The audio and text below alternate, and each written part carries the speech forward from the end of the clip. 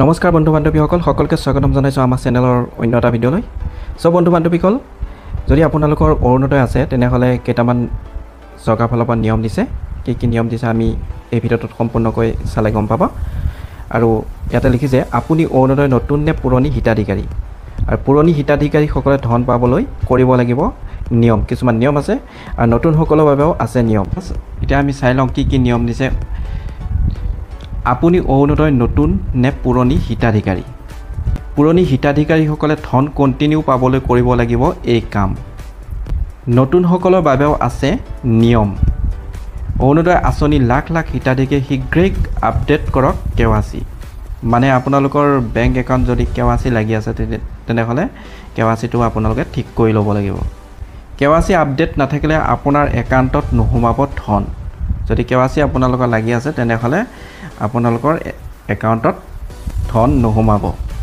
অৰুণোদয় আঁচনি ধন নিয়মীয়াকৈ পাবলৈ বেংকৰ একাউণ্ট ঠিক হৈ থাকিব লাগিব। অৰুণোদয়ৰ বাবে যিটো মোবাইল নম্বৰ দিছে সেই মোবাইল নম্বৰটো এক্টিভ কৰি ৰাখিব লাগিব। আপোনালোকে অৰুণোদয় কৰাৰ সময়ত যিটো নম্বৰ দিছে সেই নম্বৰটো এক্টিভ সক্ৰিয় হৈ থাকিব লাগিব। কিবা কাৰণত যদি মোবাইলটো পৰিৱৰ্তন হয় চৰকাৰক জনাব লাগিব। যদি আপোনালোকে মোবাইলটো চেঞ্জ কৰিছে তেনেহ'লে আপোনালোকে চৰকাৰক জনাব লাগিব। এতিয়াৰ পৰা প্ৰত্যেক ব্লকত এজন অৰুণোদয় সহায়ক থাকিব, আৰু প্ৰত্যেকখন ব্লকতে এজনকৈ অৰুণোদয় সহায়ক থাকিব। যদি মাহত টকা জমা নহয় ব্লকৰ অফিচত গৈ আপোনালোকে অভিযোগ দাখিল কৰিব লাগিব। যদি আপোনালোকৰ মাহত অৰুণোদয় টকা নোসোমায় তেনেহ'লে গৈ আপোনালোকে ব্লক অফিচত গৈ অভিযোগ কৰিব লাগিব। তৃতীয়তে, অৰুণোদয় ধন নাপালে অভিযোগ দিবৰ বাবে চৰকাৰে মুকলি কৰিব ফোন নম্বৰ।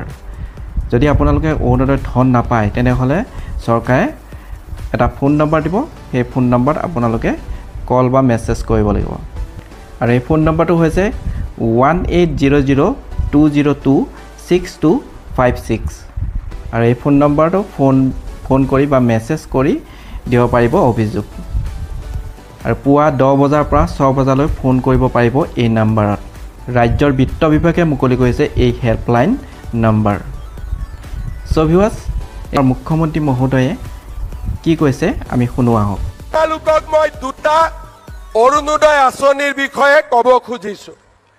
অৰুণোদয় আঁচনিৰ ধন নিয়মীয়াকৈ পাই থাকিবৰ কাৰণে বেংকৰ একাউণ্টটো ঠিক হৈ থাকিব লাগে। KYC ন' ইয়ৰ কাষ্টমাৰ। বহুতে KYC নকৰে কাৰণে অৰুণোদয় টকা জমা নহয়। চৰকাৰে দি দিয়ে, টকাটো মাজত পৰি থাকে, একাউণ্টলৈকে নাযায়। কিয়? একাউণ্টটো KYC হোৱা নাই। আপোনালোকে নিজৰ বেংক একাউণ্টটো পৰিষ্কাৰ কৰি ৰাখিব। নিজৰ বেংক একাউণ্টটো যদি পৰিষ্কাৰ হৈ নাথাকে তেতিয়াহ'লে অৰুণোদয় টকা আমি পঠালেও আপোনালোকৰ একাউণ্টত গৈ নাপায়গৈ। এইটো হ'ল 1 নম্বৰ। 2 নম্বৰ, অৰুণোদয় নামৰ বাবে আপোনালোকে যিটো মোবাইল নম্বৰ দিছে সেই মোবাইল নম্বৰটো এক্টিভ কৰি ৰাখিব।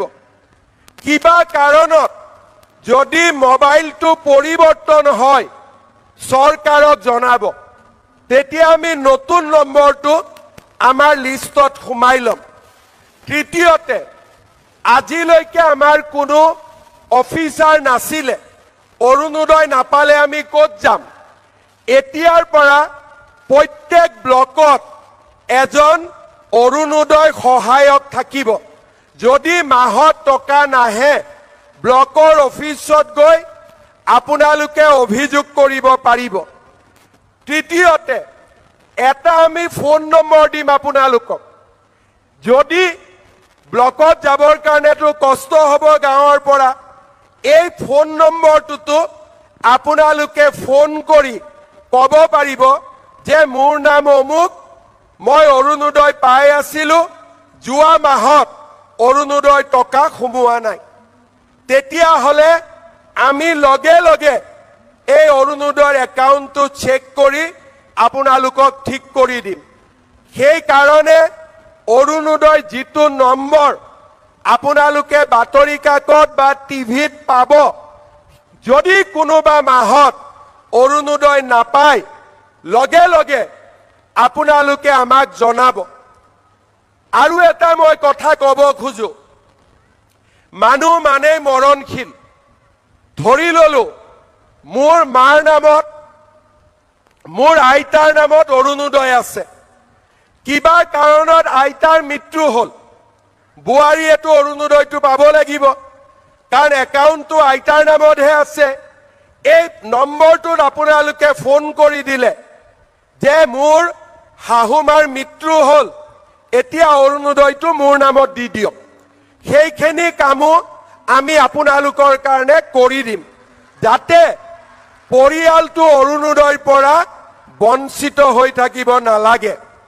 আৰু সবচে ডাঙৰ কথা ফেব্ৰুৱাৰী মাহলৈকে একাউণ্ট ধুনীয়াকৈ ৰাখিব কাৰণ ফেব্ৰুৱাৰীত এটা মৰমৰ উপহাৰ এটা সোমাব গৈ আছে আপোনালোকক মই দুটা অৰুণোদয় আঁচনিৰ বিষয়ে ক'ব খুজিছো অৰুণোদয় আঁচনিৰ ধন নিয়মীয়াকৈ পাই থাকিবৰ কাৰণে বেংকৰ একাউণ্টটো ঠিক হৈ থাকিব লাগে KYC know your customer বহুতে KYC নকৰে কাৰণে অৰুণোদয় টকা জমা নহয় চৰকাৰে দি দিয়ে টকাটো মাজত পৰি থাকে একাউণ্টলৈকে নাযায় কিয় একাউণ্টটো KYC হোৱা নাই আপোনালোকে নিজৰ বেংক একাউণ্টটো পৰিষ্কাৰ কৰি ৰাখিব নিজৰ বেংক একাউণ্টটো যদি পৰিষ্কাৰ হৈ নাথাকে তেতিয়াহ'লে অৰুণোদয় টকা আমি পঠালেও আপোনালোকৰ একাউণ্টত গৈ নাপায়গৈ এইটো হ'ল 1 নম্বৰ 2 নম্বৰ অৰুণোদয় নামৰ বাবে আপোনালোকে যিটো মোবাইল নম্বৰ দিছে সেই মোবাইল নম্বৰটো এক্টিভ কৰি ৰাখিব কিবা কাৰণত যদি মোবাইলটো পৰিৱৰ্তন হয় চৰকাৰক জনাব তেতিয়া আমি নতুন নম্বৰটো আমাৰ লিষ্টত সোমাই ল'ম তৃতীয়তে আজিলৈকে আমাৰ কোনো অফিচাৰ নাছিলে অৰুণোদয় নাপালে আমি ক'ত যাম এতিয়াৰ পৰা প্ৰত্যেক ব্লকত এজন অৰুণোদয় সহায়ক থাকিব যদি মাহত টকা নাহে ব্লকৰ অফিচত গৈ